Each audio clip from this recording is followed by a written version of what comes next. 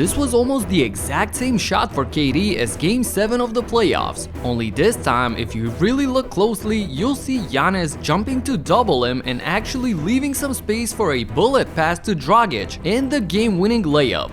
But this was not the problem for the Nets, of course, as I will always live with this shot from one of the deadliest scorers in NBA history. Milwaukee exposed a much bigger issue for Brooklyn, and we gotta talk about it. What up everybody, my name is Stefan and this is Heat Check. Let's get into it. Stopping Giannis is almost impossible as it is, but then watch this.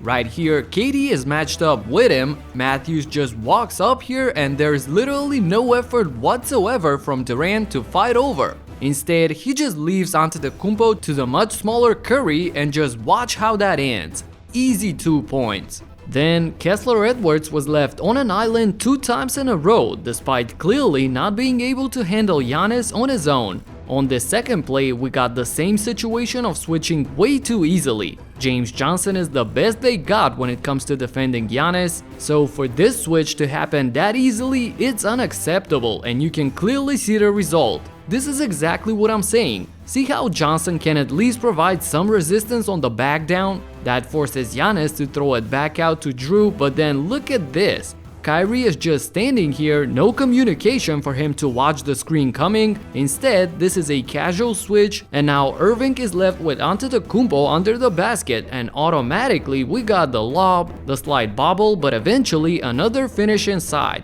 You can see that all of these are dunks or layups. The Bucks had 16 more points in the paint, 15 more second chance points provided by the 16 more rebounds that they got against Brooklyn. And this is the Achilles heel for the Brooklyn Nets. Their defense is straight up bad, but also in a potential matchup against Milwaukee, they're simply too small for them. Look at Seth Curry hanging on for dear life against Drew Holiday here. Drew manhandles him all the way to the paint, turns and floats this one in. And right here, if I'm him, I'm not coming to double in this situation. I'll take my chances with KD on Giannis. It's not that Curry could change much if he comes over. Instead, now the shooter is open in the corner, Antetokounmpo finds him and he knocks it down. Having that huge size disadvantage and not working hard to make up for it is a recipe for disaster. Even with all of that, however, the Nets had a 7-point lead with 2 minutes to go, but credit to Giannis for being super clutch, first with the 3-pointer to tie the game in regulation and then in overtime the 2 free throws to win the game for Milwaukee.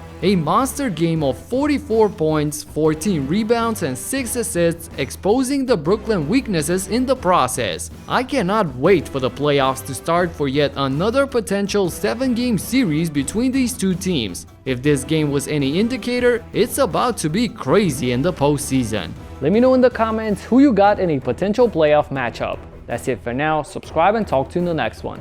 Peace out. KD wanted to do this. Let's go. Peace.